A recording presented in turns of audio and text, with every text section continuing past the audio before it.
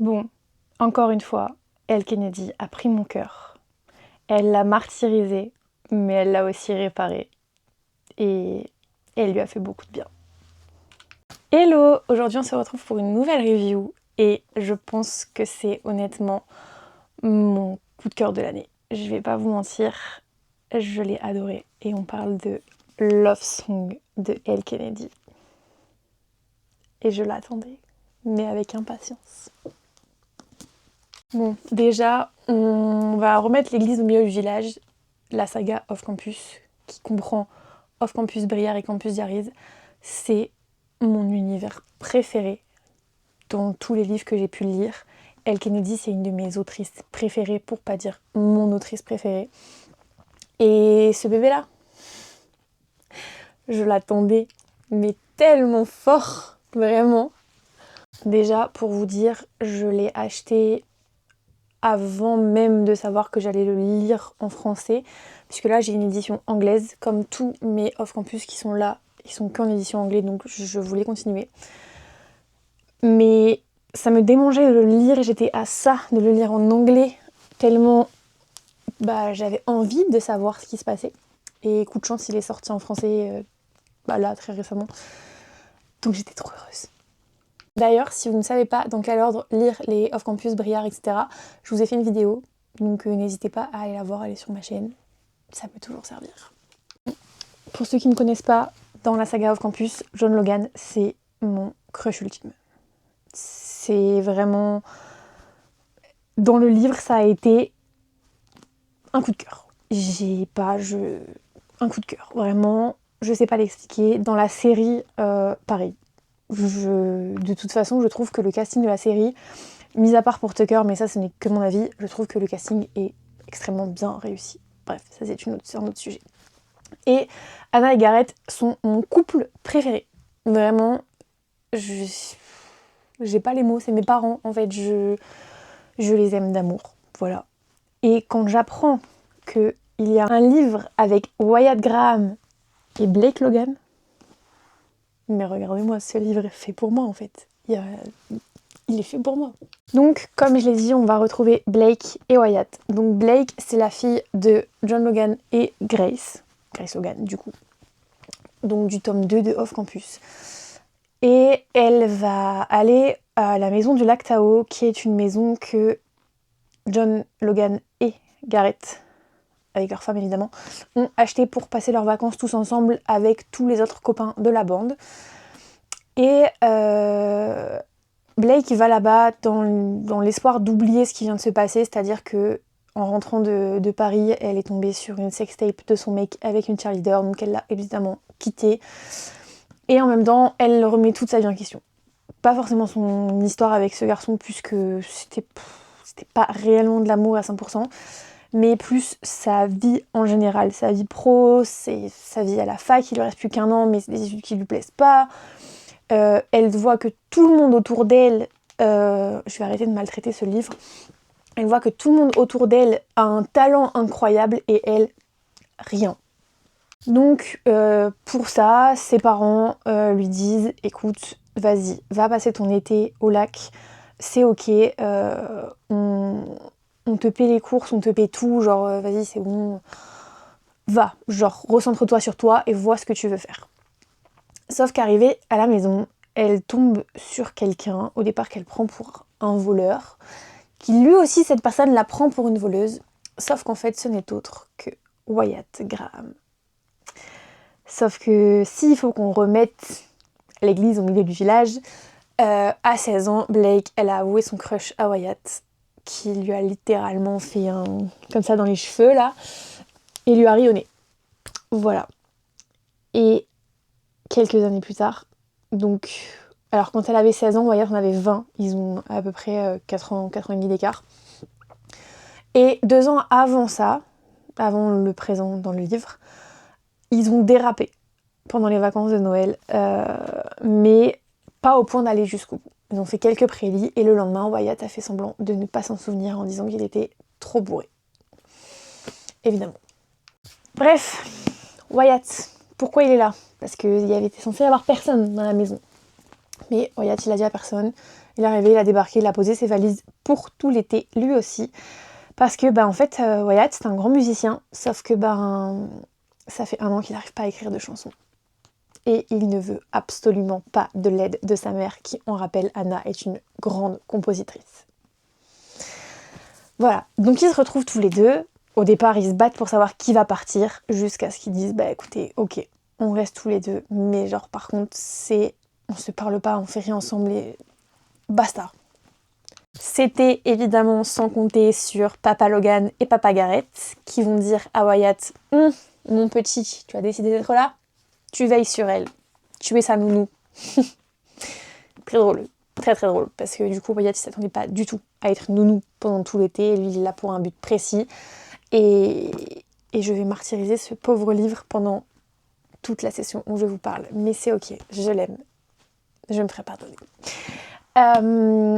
Donc de là va commencer un peu les chamailleries, on va dire. Ils vont se chamailler tout le temps, Wyatt va être sur le dos de Blake, Blake va faire des pics à Wyatt tout le temps. Ils vont partir en bateau. Wyatt ne veut pas laisser Blake partir toute seule, donc il va avec elle. Et elle, pour se venger, elle fait quoi? Elle bronze les seins à l'air. C'est tout à fait ok. Écoutez, voilà. Et en fait, on apprend que Wyatt, il est attiré par Blake, autant que Blake est attiré par Wyatt. Sauf que il se met dans la tête, en fait, qu'il est nul, qu'il sert à rien, et qu'en plus de ça, il n'a pas le droit de toucher Blake. Parce que Blake, c'est la famille. Enfin bref, je vais pas vous faire tout le livre, parce que honnêtement, il y a tellement de choses à raconter dans ces 620 pages. Vraiment, il y a eu une enquête sur le fantôme du lac avec les Spencer, qui sont des vacanciers, qui font un podcast là-dessus. Il y a plein de trucs en fait qui se passent. Mais le plus important, ça va être Blake et Wyatt, qui petit à petit, au fur et à mesure du livre, vont commencer à se rapprocher. Parce qu'on le rappelle, et les deux sont attirés l'un par l'autre, mais en fait, va savoir pourquoi ils vont pas l'un vers l'autre. Enfin, Blake, on sait pourquoi, parce que du coup, Wyatt l'a quand même rembarré 2 fois, on le rappelle. Hein. Mais voilà. Wyatt, c'est un musicien torturé. Vraiment, c'est l'archétype même du chanteur de groupe torturé. Et en fait, Wyatt, il va se rendre compte que Blake, ça devient sa muse. C'est-à-dire que avec elle, il réécrit des chansons. Voilà. Et avec elle, il arrive à dormir. Chose qu'il ne fait pas depuis très longtemps, sauf à l'aide de l'alcool. Mais en fait, ils vont céder. Et ils vont se donner une règle. Enfin, plusieurs règles, mais une importante. Ça s'arrête à la fin de l'été. Bon, enfin bref, je ne vais pas vous faire un détail sur tout ce qu'ils ont pu faire pendant la semaine où ils ont pu profiter tous les deux. Vous connaissez Elle Kennedy, si vous ne connaissez pas, pitié, allez la lire. C'est incroyable. Et évidemment, la famille débarque. C'était prévu. Donc il va falloir être prudent et se cacher, puisque personne ne doit être au courant. C'était sans compter sur Blake qui tombe du ponton, qui est dans l'eau et qui ne remonte pas, et Wyatt qui, pris d'inquiétude, court dans l'eau, saute, la récupère et l'appelle bébé devant tout le monde. Mais c'est pas ça le pire, c'est que Wyatt, il a oublié qu'il était entouré de toute la famille. Il y a tout le monde qui est là et il l'embrasse. Il l'embrasse parce qu'il est soulagé qu'elle aille bien. Sauf que crise. Donc de là, tout le monde est au courant pour ces 2 petites personnes là. Et c'est très drôle parce que du coup, Garrett et Logan, oh je vous jure, j'ai mes crises de rire, mais vraiment fou rire. Garrett et Logan en tant que papa, mais c'est un cirque. C'est-à-dire qu'ils vont se prendre la tête entre les deux, en mode c'est la faute de ton fils, non c'est la faute de ta fille, non mais machin, non mais si. Ils vont se faire la guerre, alors que les deux sont là en mode écoutez, on est majeurs et vaccinés, on sait ce qu'on fait, laissez-nous le faire quoi. Non, pendant 3 jours, ils vont se faire la gueule. Jusqu'à un moment donné où Garrett va chercher Wyatt dans sa chambre et lui dit habille-toi et descends. On est en pleine nuit, hein. Vraiment, on est en pleine nuit.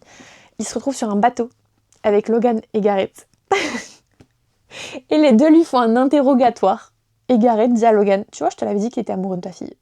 Et Wyatt est là en mode, non, je suis pas amoureux. Mais si, il est amoureux. Bref, c'était hilarant. Et là, petit plot twist, parce que ça peut pas être tout beau, tout rose, quand même. Il faut quand même un peu de... Voilà. Blake, qui était très malade depuis 3 jours, fait un test de grossesse. Il est positif. Donc déjà, première embûche. Au bout de 2 jours, elle en parle à Wyatt. Et Wyatt... et elle dit à Wyatt, écoute, j'ai eu le médecin, on doit faire une écho dans 2 semaines. Jusque-là, je prends pas de décision.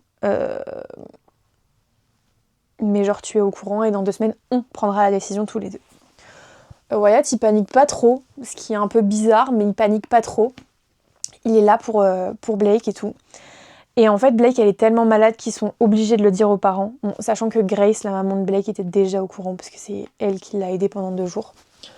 Et en fait, bizarrement, c'est bien pris. Évidemment, les énergumènes que sont Gareth et Logan sont là en mode c'est la consécration de notre famille en fait. On aura enfin quelqu'un qui sera un mélange de nous deux.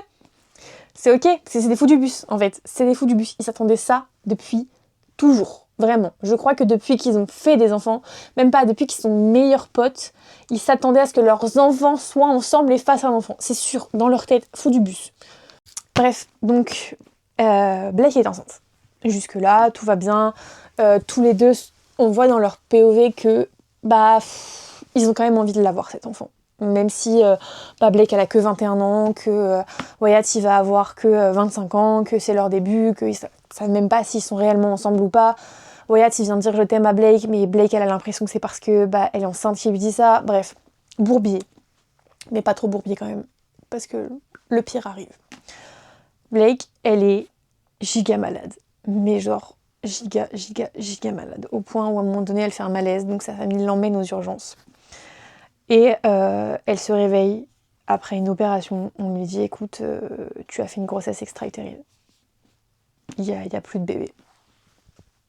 Bref, de là, Blake, elle va se refermer, mais entièrement. Les médecins avaient prévenu en disant que les hormones n'allaient pas partir tout de suite et que potentiellement ça pouvait arriver. Sauf que en fait, elle la rejette absolument tout le monde. Bon, on va faire un petit saut dans le temps, parce que je vous donne pas tous les détails quand même. Mais au bout de quelques mois, Wyatt, il a signé pour son album. Et il y a une chanteuse assez célèbre qui lui dit « Je veux que tu fasses ma première partie ». Et lui, il est un peu là en mode genre « Oh waouh, ok ». Et elle lui dit « Si la fille que t'aimes aussi et qu'elle est ok, elle peut venir en tournée avec nous ». Et Wyatt, il va tomber sur Blake, comme ça par hasard, grâce au podcast, mais ça je vous laisserai le découvrir. Et il va lui proposer, comme ça, de but en blanc, sachant qu'ils sont plus ensemble.